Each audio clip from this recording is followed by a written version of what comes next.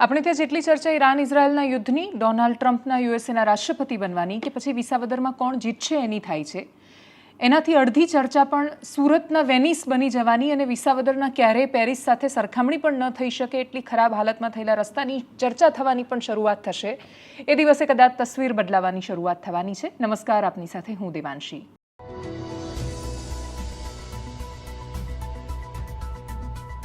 તસવીર ક્યારે બદલાશે? વિસાવદર પેરિસ બનશે કે કેમ એ વાત અથવા એ સવાલ જ બહુ અસ્થાને છે, કેમ કે એની જનતાએ નક્કી કરી દીધું કે અમારે પેરિસ નથી બનાવવું, પણ અમારે ગોકુળિયું ગામ બનવાનો પ્રયત્ન કરવો છે. અને એટલા જ માટે એમણે વર્ષોથી પોતાની જે પરંપરા બની ગઈ છે, રાજનૈતિક પરંપરા, એ રીતે ત્રીજા પક્ષને, વિપક્ષને પસંદ કર્યું. સત્તા પક્ષને એમણે નકાર આપ્યો, કેમ કે 30 વર્ષથી સતત શાસન હોય અને છતાંય તમે સામાન્ય વિકાસના કામોથી પણ વંચિત હોવ તો ત્યાંની જનતા સવાલ પૂછે અને એ સવાલ તમને એના મતની પ્રતિક્રિયાના સ્વરૂપમાં દેખાય એ બહુ જ સ્વાભાવિક છે.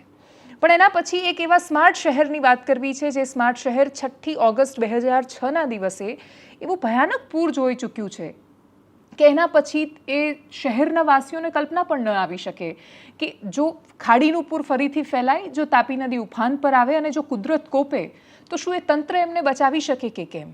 વાત સુરતની કરવી છે, સુરતના ડૂબવાની કરવી છે, સુરતના અમુક વિસ્તારોના વારંવાર ડૂબી જવાની કરવી છે અને ત્યાંના સત્તા પક્ષના ભારતીય જનતા પાર્ટીના ધારાસભ્યની અંદરથી નીકળેલી પીડાની પણ કરવી છે. કુમાર કાનાણી ભારતીય જનતા પાર્ટીના જ નેતા અને ધારાસભ્ય છે.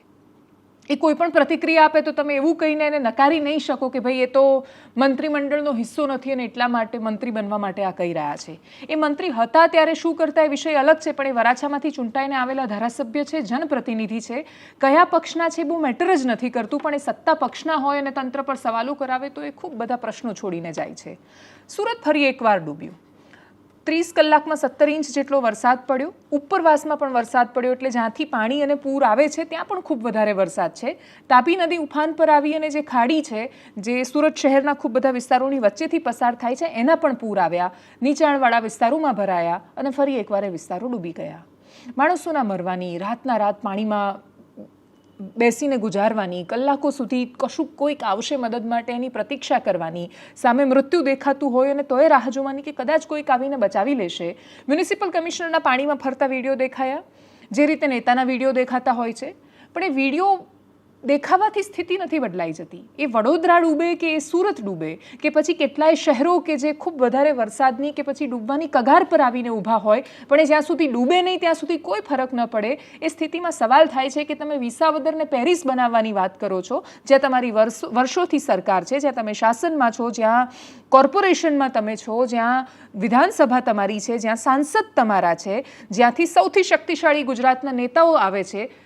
પ્રદેશ અધ્યક્ષ CR પાટીલ ત્યાંના છે, ગૃહમંત્રી હર્ષ સંઘવી ત્યાંથી છે, એ સિવાયના પણ મંત્રીઓ સુરતમાંથી છે, કનુભાઈ દેસાઈ દક્ષિણ ગુજરાતમાંથી આવે છે, મુકેશ પટેલ ત્યાંથી છે. એટલે એ બહુ શક્તિશાળી વિસ્તાર છે અને છતાંય જો સુરત ડૂબતું હોય તો એ ખરેખર કોણે ડૂબવું જોઈએ?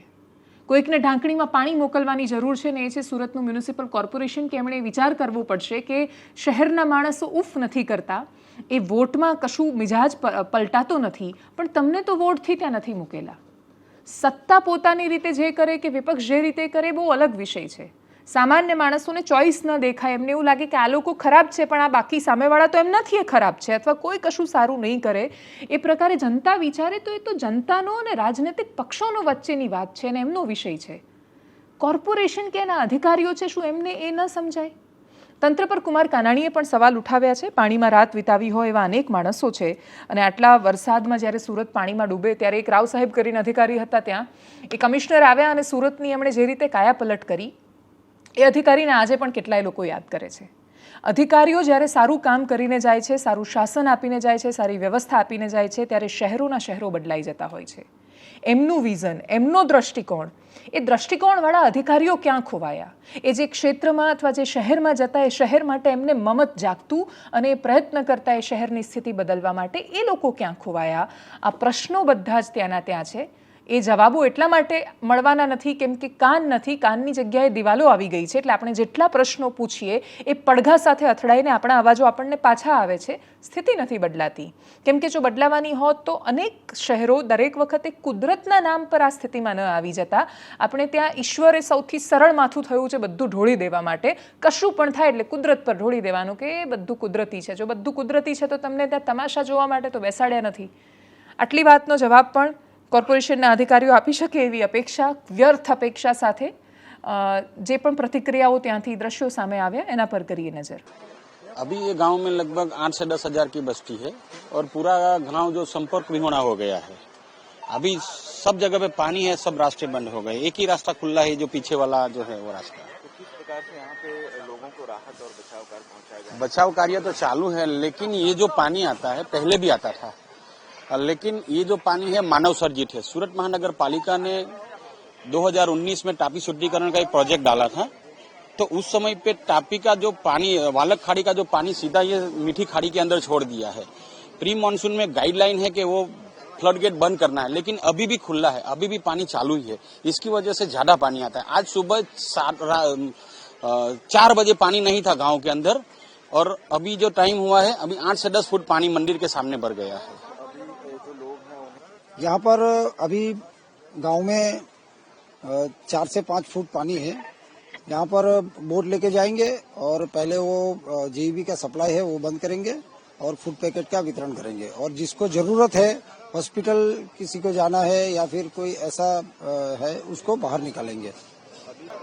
यहाँ टोटल फायर डिपार्टमेंट और अपने जोन से सभी ऑफिसर्स और उनकी टीम यहाँ पर हाजिर है. अंदर जाएंगे, बाद में जिसको भी जरूरत है बाहर आने की उसको बाहर लेके आएंगे, रेस्क्यू करेंगे और जिसको मेडिसिन की जरूरत है उसको मेडिसिन पहुंचाएंगे और ये कामगिरी अभी चालू करेंगे. ये लगभग ग्राउंड फ्लोर पे सभी दुकानों के अंदर पानी गया है और लगभग सबके एक फीट दुकानों के अंदर पानी चढ़ गया है. लगभग हमारे भी 25 से 30 हजार साड़ी खराब हो गया है. लगभग 1.25 करोड़ के आसपास का नुकसान है और मार्केट में खूब पानी भरा है और ये खाड़ी बंद होने की वजह से पूरा पानी ऊपर चढ़ गया है. इसकी वजह से मार्केट वालों को भी बोला है, वो भी पानी निकलवाने की कोशिश कर रहे हैं, लेकिन अभी चारों तरफ रास्ते खाली नहीं है तो कहीं से भी पानी निकालने के लिए जगह नहीं है. ये हमारे पूरे यूपी बिहार में जाने वाली साड़ियां हैं और सीजन की तैयारी के लिए हमने पूरा माल स्टॉक में फुल भर के रखा था. अचानक से बारिश हुई और खाड़ी ब्लॉक होने के कारण पूरा पानी अंदर आ गया. जो गरनाड़े हैं, खास करके जो अंडरपास होते हैं, वहाँ पर पानी जहाँ जहाँ भी भरा है वहाँ पर बैरिकेडिंग कर दिया गया है. जैसे कि सूर्यपुर गरनाला है, रघुकुल मार्केट के पास में गरनाला है. मनीषा गरनाला सुबह भरा था बट अभी वहाँ से पानी निकल गया है, इसलिए यातायात वहाँ पे नॉर्मल हो गया है. उसके अलावा कादरशिया की नाल है, वहाँ पे 2 फीट जितना पानी भरा था बट अभी धीरे धीरे वहाँ पर भी बैरिकेडिंग कर दिया गया है और धीरे धीरे वहाँ पे परिस्थिति को मॉनिटर किया जा रहा है. इसके अलावा जो रास्ते हैं, रास्ते पे कहीं पे थोड़ा थोड़ा पानी भरा है बट कॉरपोरेशन की टीम्स वहाँ पे काम कर रही हैं. कई रास्ते वापस से खुल भी गए हैं और जिन जोन्स में बरसात ज़्यादा हुई है, एकदम से बहुत ज़्यादा बरसात हुई है, वहाँ पर सेफ्टी एंड सिक्योरिटी के दृष्टि से पुलिस और कॉरपोरेशन की टीम्स मिलके काम कर रही हैं. साथ में सूरत शहर के लोगों को भी कंटिन्यूसली सेफ्टी एंड सिक्योरिटी के लिए आईसी एक्टिविटीज़ के थ्रू उनको बताया जा रहा है कि जो तापी रिवर है और समुद्र का किनारा है, ब्रिजेस हैं, वहाँ पर जब तक ज़रूरी ना हो लोग ना जाएं. स्पेशली जो चिल्ड्रन हैं, विमेन हैं, प्रेग्नेंट विमेन हैं, सीनियर सिटीजन्स हैं.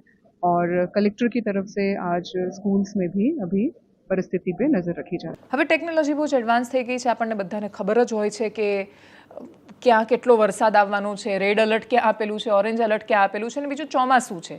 આપણે જાતે જ હવામાનને અનિશ્ચિત બનાવી દીધું છે. આપણને બધાને ખબર છે કે આપણને દાયકામાં એકાદ એવા ઝટકા તો મળી જ જાય છે અને હવે તેની ફ્રિકવન્સી પણ ઓછી થતી જાય છે. એટલે પહેલાં તો 5-7 વર્ષના કે 10 વર્ષના અંતરાલ પર આપણને બહુ જ ભયાનક પૂર જેવી સ્થિતિનું નિર્માણ થતું જોવા મળતું હતું. હવે આપણને દર વર્ષે ગુજરાતનો કોઈને કોઈ પ્રદેશે એકવાર તો એ પીડાનો ભોગ બને જ છે. 15માં બનાસકાંઠામાં પૂર આવે, એના પછી વડોદરામાં ફ્લડ આવે, એના પછી ફરીથી વડોદરામાં આવે, એના પછી સૌરાષ્ટ્રમાં દ્વારિકા, જામનગર, ખંભાળિયા એ બાજુના વિસ્તારો ડૂબે. એટલે આખા રાજ્યમાં ખરાબ સ્થિતિ દેખાય. પણ તમને ખંભાળિયામાં કે દ્વારિકામાં ગયા વર્ષે જ્યારે પૂર આવે ત્યારે એ બહુ જ અતિશય તારાજી હોવા છતાં ફરિયાદો ન દેખાય, વડોદરામાં બૂમો પડતી દેખાય, કેમ કે તંત્ર પહોંચે નહીં. તંત્ર જ્યારે નિષ્ફળ જાય છે અને સાવ નિષ્ફળ જાય છે, નદી ઉફાન પર આવે છે પણ નદીને વહેવા રસ્તો નથી રાખ્યો તમે, એને સાવ નાળા જેવી બનાવી દીધી છે અને પછી તમે કુદરત પર ઢોળી રહ્યા છો કે તો પાવાગઢમાં બહુ વરસાદ પડ્યો એટલે આવું થયું, જૂનાગઢમાં પૂર આવે તો કે તો ગિરનાર પર બહુ વધારે વરસાદ પડે. એટલે દરેક વખતે એકના એક તર્ક આપતા પણ નેતાઓને અને અધિકારીઓને હવે શરમ નથી આવતી. બધાને ખબર છે કે ગિરનાર પર વધારે વરસાદ પડે એટલે જૂનાગઢમાં પડે એના કરતાં 3 ગણો ઉપર પડે એટલે પાણી આવે નીચે. તમારી પાસે એ જવાબ નથી કે બ્યુટિફિકેશનના નામ પર જે તળાવની તમે ગોર ખોદી નાખી છે ખાસા સમયથી, અને જે નવાબના સમયની ગટરને બાકી બધું સરસ ચાલતું હતું, રસ્તાને બાકી બધું, એનીએ તમે પથારી ફેરવી દીધી છે. એના કારણે સામાન્ય માણસો મુશ્કેલીમાં મુકાય છે. જવાબદેહી શબ્દ નેતા અને અધિકારીઓની ડિક્શનરીમાંથી ખોવાઈ ગયો છે.